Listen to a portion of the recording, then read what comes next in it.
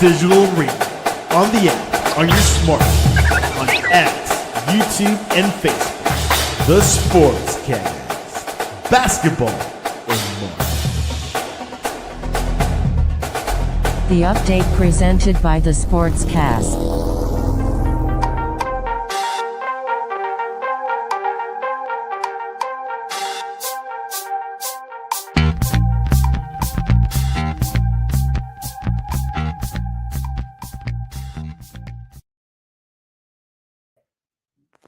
Welcome to the Sportscast, March 24th, 2025. If you haven't yet, please subscribe in all our channels, YouTube, X, Facebook, and Apple Podcasts. You can also listen to us on your smart speaker. If you're listening on Apple Podcasts or Spotify, please leave a rating and a review. It will help us out tremendously. We're also on online digital radio. You can visit our website, thesportscast.net. Also, follow us on X on the Sportscast One and check out our app, the Sportscast for iOS.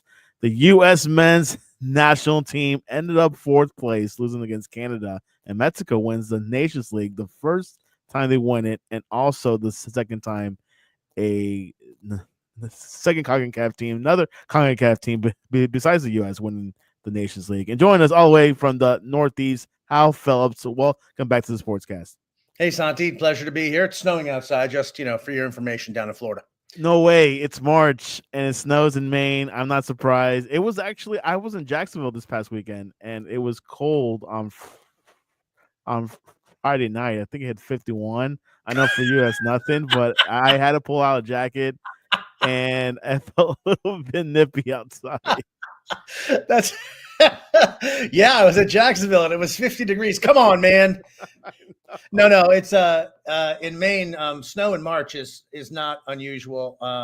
We don't really get much in December, and it basically, you can't even think about spring until April. So we're nearly there, and I'm going away this week, and when I come back, I expect it to be springtime. Springtime must be beautiful. And before we head into the U.S., let's have a word from our sponsors. In the rhythm of life, every tick of the clock holds a story. But how do we make every moment count? Meet Start Time, the simplest way to log, track, and optimize your time right at your fingertips. Start Time is designed for simplicity. With just a tap, begin logging any activity. And when you're done, hit stop. It's that easy. Wherever you are, Start Time knows. Our location detection feature automatically tags your logs, giving context to every second spent. Keep your day in perspective with a log tab. Every task, every moment, neatly organized and easy to review. Log, track, and optimize your time with a tap. Ready to make every moment count? Start with Start Time. Available now for iOS. All right, let's start with our first story. Yesterday, Canada beating the U.S. 2-1. Jonathan David scored the winning goal early in the second half, and Canada added to the U.S. woes under Mauricio Pochettino with a 2-1 victory Sunday night in the third-place match of the CONCACAF Nations League.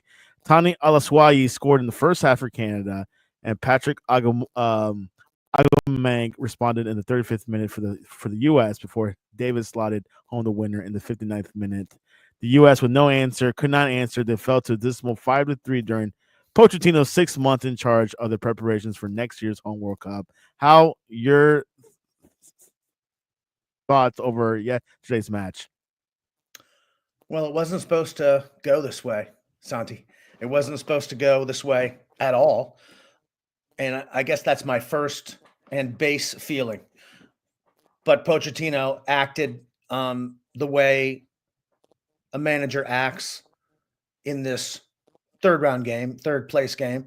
If he doesn't have to play a meaningful game for a year, he's still trying to find what his best team is. And this window clearly did not help him do that. Look, they didn't play well.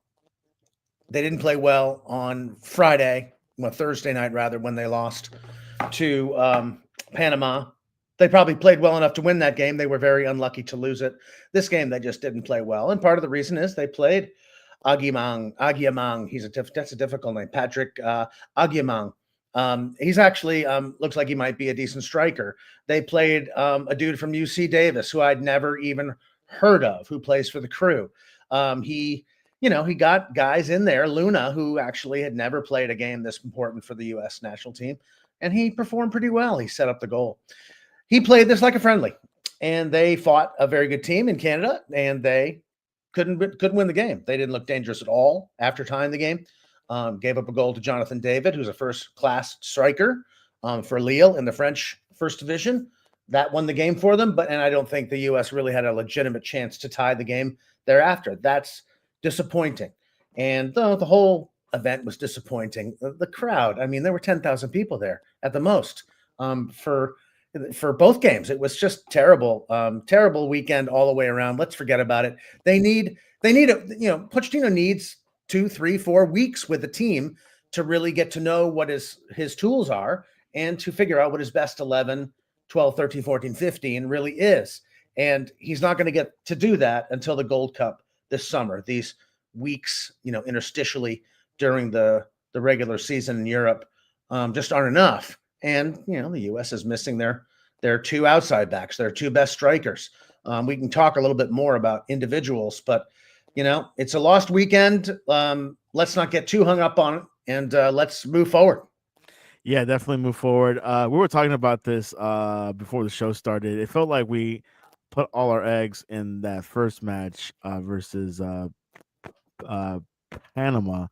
This match, we were just not there. We just did not have the grit. But I mean, is there an excuse for this match not to be played hard, or we should have put more energy on it? Well, all you have to do is look at the team that Pochettino put out there. He just, he gave guys a chance. He gave Mark McKenzie and Carter Vickers a chance to play at center back. Those are maybe our 3rd, 4th, 5th, best center backs. He wanted to give them a game. He wanted to see this dude from UC Davis. Let me get his name. He's Zach Arfston, number 5. Plays for the Crew. I don't Max. Sorry, not Zach. I don't even know who that is. He did all right. He didn't set the world on fire, but I mean, this is just indicative of, the way Pochettino looked at the game. It's not right or wrong. It just is. It wasn't a meaningful game. It was for Canada. They tried to win, and they did win.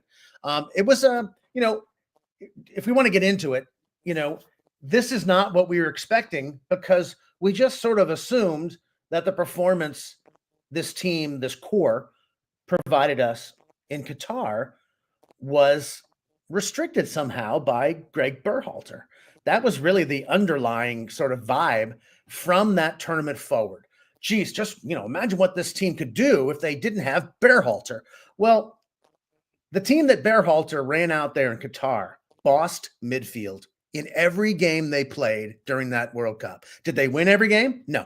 But did they play through the middle of the field with confidence and short passing and technical ability? Yes, they did, even when the Dutch dared them to do it. I beg people to go back and look at that Holland game. And, we lost the game 2-1. Go back and look at how well the core of this team played. Musa, Adams, and McKennie in the middle of the field. They're just not playing that well under this guy yet. And I don't blame them. I don't blame him. It's a new system. They have to figure out how they fit into his fashion of playing. But right now, McKennie was not that great in that. Musa has gone backwards. They actually played him out on a wing in this game. Adams is back from injury and had played well in Bournemouth. I don't think he was that impressive in this game. We just had no presence in midfield. We just ceded all of that territory to Canada, and we were lucky to scratch out a goal to tie the game. And then you have to say, well, do they not have the punch up front? No, they did not. Well, why not? Well, Tim Weah played pretty well. Pulisic did not. And who's in the middle of the field? Josh Sargent, for some reason, did not play in this game. I thought we would want to see another half from him. Didn't get the look. Reyna didn't get the look. We'll come back to him. Basically, Balogun and Pepe are our best strikers. They're gone. Dest and Thompson, not Anthony. Who's the left? Robinson. Robinson These Fulham. are our two best, wide backs by far. They didn't play in this game. So, was it our best team? It wasn't. And this game in particular was a friendly. And we played a bunch of people that we would not normally have played. So you have to go with it. We're not going to get rid of this guy. We're paying him $6 million. He probably knows more about the game than the rest of us do combined. We have to trust him because we have no choice. He tried to win Thursday. It didn't work out. He didn't try to win yesterday, and that didn't work out. Let's go forward. Yeah, let's go for it. As Hal said, there was a lot of injuries. We didn't have our top strikers like Pepe, Balogun. I mean, I'm sure they would have scored in these one of these two matches. Most likely. Agamang, he played pretty well. He scored in this game. Against Canada. He scored in the only other friendly that I saw him playing. He's got Venezuela back in January. Yeah. He's a big dude. He's about 6'4". He's fast, but not lightning fast, but he gets in the right places. This was a sort of a garbagey, opportunistic goal. So there's nothing to complain about there. If this was a friendly and there wasn't, all the hoopla around the Nations League, which is basically a friendly, we wouldn't be so upset. We expect more from this new regime. We have to sort of get over the fact that the Nations League is, it's important. I wanted to win. I wanted to see a Mexico U.S. final, and we didn't get it. But it's just a friendly, and the Gold Cup is 3 weeks with the same group. I'd be very disappointed if we played this bad through that event. And I have to figure out will the clubs let our A squad to that tournament? I got to figure that out and get back to you. I can't believe that they won't because it's the summertime and it's the summer before a World Cup. And there are tournaments all over the world, in regional tournaments where teams are doing the same thing that we're going to try to do at the Gold Cup. I don't think we can afford not to bring those guys in. And I can't believe clubs will say no because they're not going to say no to everyone. Everyone's going to want to do that. Yeah, and the opening match is June 14th. So I imagine they will. Because I was thinking more like of a July start after the FIFA Club World Cup, but I believe those two tournaments will happen at the same time. So there's overlap, but I believe, but not everybody. It's a very small group of people in the Club World Cup compared to a World Cup. That's everyone's best. These are spread around, and there's going to be some effect. But Pulisic, AC Milan's not playing in it. Juventus isn't playing in it. Bournemouth's not playing in it. Those guys should be available. What was interesting too is that. Yeah. Sorry, go ahead, Santi. And I think Dortmund might drop Gio before then, so we'll see. Well, okay, I don't want to get obsessed with the Berhalter thing because I was not a Berhalter supporter. I was just taken aback by how nasty it got toward him at the end. But geez, are all the people who were, shilling for Reina during World Cup 2022, what do they have to say now? I know. This guy, there's something about this guy that coaches don't like. They don't want to play him. Now, I don't know what that is. He's clearly an offensive talent, and there are a lot of guys who are like him that coaches make room for. But the Dortmund guy, whoever that coach is right now, they're not playing him. Pochettino chose not to play him until 65 minutes were gone in the third place game.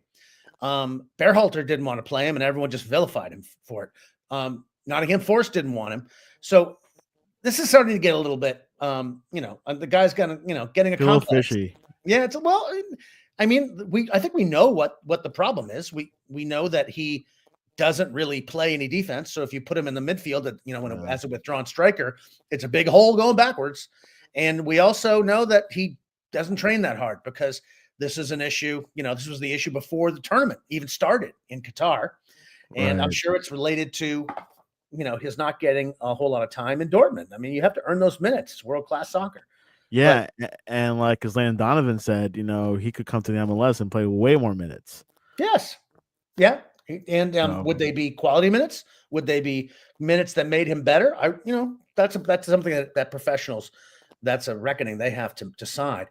Just to pivot to Europe this weekend, amazing soccer weekend because the Nations League, the UEFA Nations League quarterfinals were on, and wow, those were spectacular. Go online and see the highlights from those 4 quarterfinals. You're not going to see better football played anywhere in the world, and the contrast between the quality in those 4 home and home ties this weekend that were and what we saw this weekend is striking. The 4 best teams in CONCACAF, I would say, would be lucky to play with Denmark, who was the 8th best team of the 8 playing in those quarterfinals. And you don't often see national teams play well, all the best teams in Europe and all the best teams in CONCACAF, on the same weekend. It's a very easy contrast to draw. And wow, I think that Mexico, Panama, Canada, and the U.S. are just not threats to make the quarterfinals, the semifinals, in the way that we've sort of told ourselves they can. Now that may change, and you're playing at home, and a tournament's a tournament, and anything can happen. And this is certainly not the best the U.S. can play. But I thought Mexico was tepid at best. They were lucky to beat Panama. They scored right after the kickoff, caught the other team napping a little bit 3 minutes into the game, didn't score again for 90 minutes. Panama ground them down like they ground us down and tied the game, and looked like they were going to added extra time when the poor fullback took a very crazy handball in the box. And I say took because he put his arm out when the ball was going out of bounds. You got to see it to believe it. But the bottom line is Mexico is very lucky to have won that game. And Canada, they looked fine, but they didn't look that great. So I don't know. There were very few winners from the CONCACAF Nations League, if you ask me. Yeah, and one player that I do want to point out that came out strong and his value went up was Diego Luna, which he played at number 10 role. I think he probably will get called up for the Gold Cup this summer. Yes, definitely. And he's another one of these guys who is a withdrawn striker, sort of like think Christian Eriksen. He's a playmaker. James Maddison, who plays for Tottenham, not a diligent defender, but quick and sees the field, and he set up the U.S. goal very nicely, and he looked good. I agree with you. But again, when you play him, there is a consequence going the other way, and I'm sure that's why he, isn't in a first team situation for this club, and hasn't played a lot of minutes until now. But they got to score goals, and he does make things happen.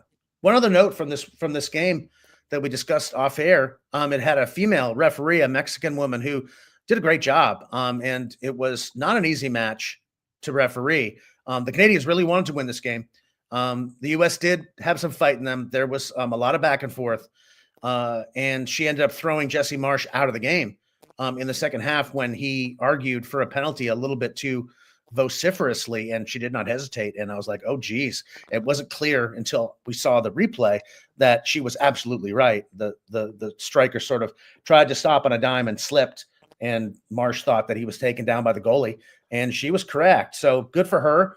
I didn't even realize that the referee was female until 20 minutes into the game, and it was a wide shot of the field, and there should have been a foul called on the U.S., and she waved it forward. She put her arm up, but then waited and played the advantage to perfection. And the Canadians went down and had a chance on goal. So I was like, oh, that was a good advantage call. And then the next time I looked at her, I was like, oh, geez, well, there you go.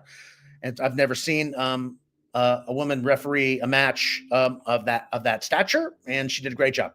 Yeah, it was really tough to red card a coach, but sometimes you have to. I hope he really played it up. He glared at her all the way off the field. He tried to intimidate her or make his feelings known, which is, he's allowed to do. Once you're thrown out, you may as well get your licks in. But I hope he apologizes, because he didn't see the replay. We did. She made the right call, and he was sort of a dick about it in retrospect. He should apologize. And later on that night, Mexico won the Nations League by beating Panama 2-1. 2 goals by Raul Jimenez. One goal was a penalty kick in the second minute of the second half stoppage time, and Mexico beat Panama 2-1. Jimenez, the 33-year-old Ulm striker, that dominated the week at SoFi Stadium. He was probably the MVP of this tournament, I believe. Easy. And there was a penalty from Panama at the beginning of the second half. It made it 1-1, but Mexico dominated 2-1. Now, did he score all 4 goals for Mexico in this tournament? I think he did. Yeah, Let me double check on that. The man of both matches, and he had a golazo on Thursday night, on a free kick, opportunistic goals in each game, and then the penalty to ice this game in, again, added extra time. You're right. All 4 goals. I'm Yeah. confirmed right now with Canada and Panama. Great story. People probably know it, but Jimenez was one of the Mexicans who went abroad, early 5-6 years ago. A lot of Mexicans don't go abroad, and that's a big issue in Mexico. Everyone thinks that more people should go abroad to get seasoning and to improve. But he ended up getting a horrific injury, a head injury, as strikers do. Head on head, cracked his skull right here. Yeah. And you'll see he wears an interesting little headband with a pad there. Take a very long time for him to come back from this injury that he sustained when he was with Wolverhampton. Now he was with Fulham, and he's in full flower. He's probably never played better. And 4 goals in 2 games for Mexico. They must be over the moon. I'm sure some Mexican fans were wishing that Santi Jimenez had maybe gotten one of those goals, but they're not going to complain. That's a huge win for Mexico. They needed some kind of win under Aguirre to feel better about themselves, and this was it. The greatest Mexican coach of all time. It's the once and future Mexican coach. This is his 3rd stint.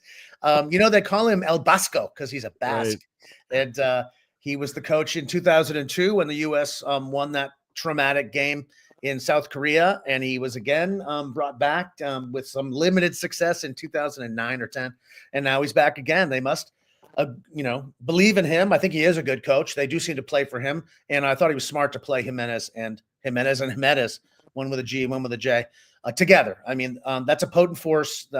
It's a little odd and a little old-fashioned to play 2 strikers like that next to each other in today's day and age, but they played well together. Jimenez didn't set up either goal, but I thought they were convincing. I think that the other takeaway here is Panama is better than we want to believe. This is the 3rd time they beat the U.S., but they could easily have pulled this game out in penalty kicks against Mexico. And if they don't win the World Cup qualifying group, I'd be sort of amazed. I don't think that Costa Rica is anywhere near this team. For example, Jamaica, no way. They should cruise through qualifying if they bring this group that they brought to the Nations League. Yeah, which has been like that for a while for Panama. I mean, since 2018, you can say they've been having like a good streak. Obviously, they qualified for the 2018. We didn't. So there's some type of rivalry going on, even though I think they beat us more than us beating them as of late. But this team is a force to be reckoned with. They've been a good side since 2014. People might remember that 10 years ago, they nearly qualified for the World Cup. In fact, late in the last game of qualifying against the United States, I think it was a 1-1 decision in Panama City. And if it had stayed that way, Panama would have gone to Brazil and Mexico would not have. Now, Graham Susie scored a goal. I just wrote about this because I remember that game. Yes. The night. That was a late night, wasn't it? What? Like that 2 matches were like really it was like around 10 p.m. at night or something. I remember. Yeah, it was definitely a night game. I remember watching it, and I'm writing about this subject, so I just was in the middle of this subject. So basically, Graham Susie scored a goal, and everyone went home heartbroken in Panama, and everyone in Mexico was delighted because the U.S. had actually done them this massive favor, and people printed up T-shirts that said San Susie. Yeah, I remember.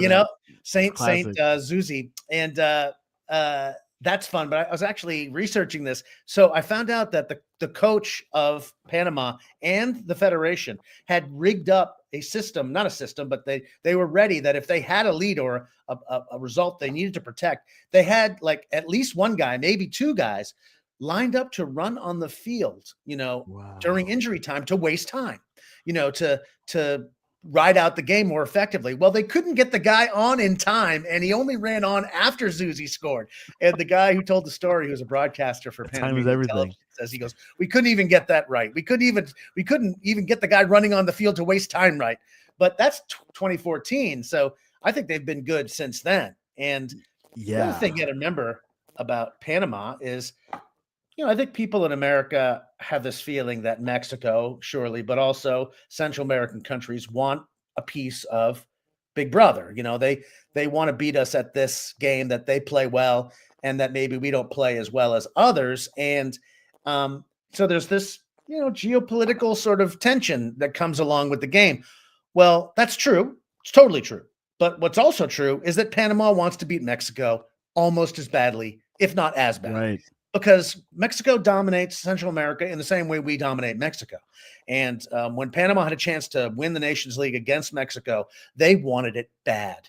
And I think they wanted it more than the Mexicans as that game went on. They were very, very unlucky not to get a result out of it. And they'll have to take that one to their grave. But I think they will. We will see them at World Cup 2026. And also a couple months, the Gold Cup, another a whole nother new tournament, pretty much like this tournament. What are your expectations for the U.S.? Should we probably have to win it? Don't you think, to have a good head start for the World Cup? I don't think they have to win it, but I think they have to play well enough that Pochettino and the group understands who their best 11 is. That this is really, the last chance that they're going to be together for this long, and they're going to play, international weeks all through next season, the 25-26 season. And, they will get together. I'm sure those will be useful, and hopefully they'll line up some kick-ass opponents that will test them. But it's different when you have a team of 23 guys for 3 weeks, and you are trying this, and you are training on, on the things you did badly. And then you bring that team to the field in 3 days, and you work. So hopefully you've worked it out. It's just a different deal. And I don't know what the injury situation will be. It could be that Pepe and, Balogun are not ready, but God, I really hope they are for this reason alone. And same thing for Serginho Dest. He actually played for PSV this spring, so he should be fit. Weekends, yeah. I'm not sure how bad Pepe's thing is, but you got to understand that clubs don't necessarily want their players to hurt themselves over the summer, but this is happening all over the world. It's not just the Gold Cup. They have to let it go too, because this is the summer before the World Cup. This is what's happening with national teams everywhere. And so I don't think they have to win, but I think they have to get to the final and show well, if only to settle the team. And I don't think it's a matter of like Pochettino being in any kind of job trouble. I mean, I don't think he's in the hot seat ever. No. Maybe time for the World Cup, but goalkeeper Zach Steffen did not start yesterday. I was really surprised about that, Hal. Me too. And Turner didn't play badly. I think we talked about it last Friday. I'm not sure he was in position on the goal that beat them against Panama, but yeah, I'm surprised they didn't play Steffen. I think we can say that Pochettino is not comfortable with Steffen. Why wouldn't he even give him a game? And I think Turner is a good shot stopper, and he distributes the ball well, and positionally he's solid. He's good on crosses, but just a few times, in the Canada game, I saw him just completely can't even make a simple pass to a fullback on the sideline, kicked it out of bounds, and you could see that the fullback is like, what the dude? What? I'm right here. So that's the thing with Turner, the passing. He's just not that good. And Zach Steffen can. He's proven it. Yeah, and he's played more minutes in Colorado. He's very good with his feet. I don't. People are like, oh well, Turner's not playing with Nottingham Forest, and he's not, but he's playing cup games, and he's training with these teams. Goalies, it's different.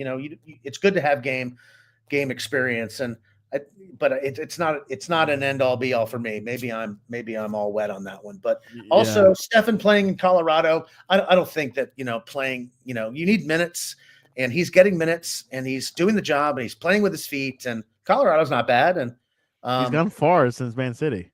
Yes, that was a weird situation. Because the FA Cup match against Liverpool, I believe, and he just he messed up and gave 2 goals, I think. Yeah, wow. I mean that it can really flies. kill your confidence. I think there was a Liverpool goalie who screwed up in a Champions League final that he was forced into, and the guy's never come back from it. Simon Mignolet had that issue too for Liverpool. I think he went to Czech Republic afterwards. Yes, it's a high wire act. So it is. I hope he's well. And this kid Schulte, who plays for the Crew, he's good, but he's very young, and I don't know that he's really ready to play in a World Cup. And also Slonina, he's also up there upcoming. I'm not sure if he's still with Chelsea. I think he's probably been loaned out, but we have a history, this, of goalkeepers. We should be fine in that area. I don't think goalkeepers are going to cost us. I don't think they've cost us any games. When you look at the things that have happened at World Cups that have cost us, it's not been goalkeepers. I mean, Chris Wondolowski could have won the Belgium game in 2014, missed a sitter. That's not goalkeeping. Tim Howard was incredible in that, Oh my and God. Brad Friedel and Casey Kelly are right. That's never been the problem. And I'm not thinking about that. And Yeah. I'm thinking about why our midfield has regressed. That's what I'm thinking about. Wow. I love this talk, Kyle. We could talk about U.S. soccer history for a while. I mean, of course, you know more than I do. You know about like the 1960s U.S. men's national team. But anyways, well, there you have it. Soccer is done for international break, but there's still some international matches today and tomorrow. Of course, you got the Europeans, you got the CONMEBOL, and then we're back for the Premier League this weekend. So we'll see what happens. But what is the best way to reach you online? It's right there on the screen. I'll take the time to not pimp my book this time, because last week we didn't talk about it. The same day that the U.S. played Panama, I went to the opener for Portland Hearts of Pine, the new pro team in the USL League One, which is third division, and a brand new team for the Portland, Maine area. They played right across the river from me. I live in Auburn, at Lewiston High School. 3,500 people showed up, and they won the game. And I played college soccer. I played semi-pro soccer, and I had some friends of mine saying, how good were they? What did they look like? Because they played basically an amateur team that was full of D1 soccer players who were very big and very fit. And they dominated them. They beat them 4-0. They looked really good. And, it shows you that seasoned pros, even at the third division level in America, are just way better than what you see in college. And that's more true today than it was 30 years ago or even 20 years ago. So congratulations to Portland Hearts of Pine. They play April 2 in the next round of the U.S. Open Cup. That was their first match, was a U.S. Open Cup game. And now they're going to play Hartford Athletic, a regional rival from Hartford, Connecticut, I think in Hartford on April 2, but I'm going to be out of the country. So maybe I can pick up a webcast someplace. Yeah, absolutely. No, that's great. What are your thoughts over the USL launching their three pro leagues, Division 1, 2, and 3, and having promotion relegation? You think that's good for the country, or?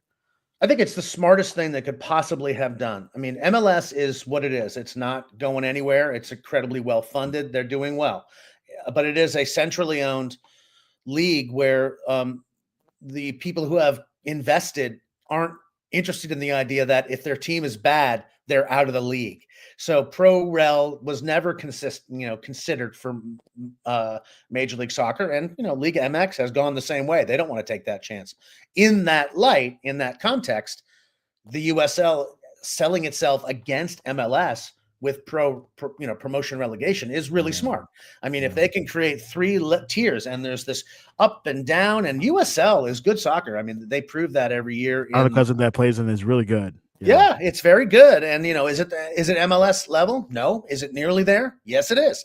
And I think it's going to get better because that's what promotion and relegation does. So I think strategically from a development standpoint, it's really, really smart. And I wish them the best of luck, not just because I'm now an official partisan of Portland Hearts of Pine. Well, let's see what happens. Launches 2028 or 26? I think it's 28, if I had to guess. Well, they've got 2 divisions now. Right.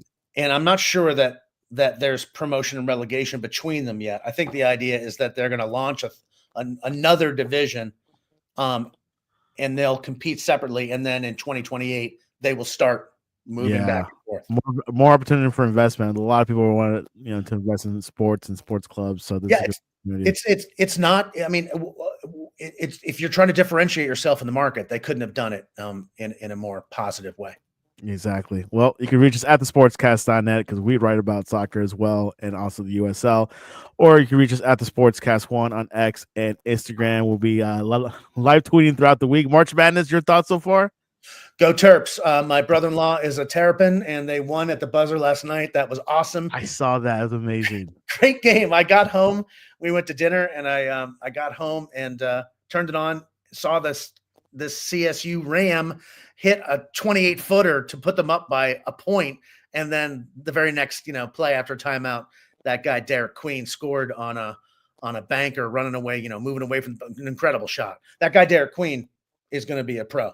I hope he takes one more year to stay because Yeah. he's 6'10". He's very young, but dude can really handle it and shoot and move. I was impressed with him. And you're always on the move, Hal. Anyways, Always on the move. thanks for coming on. And this was Always my pleasure, Santi. Let's go.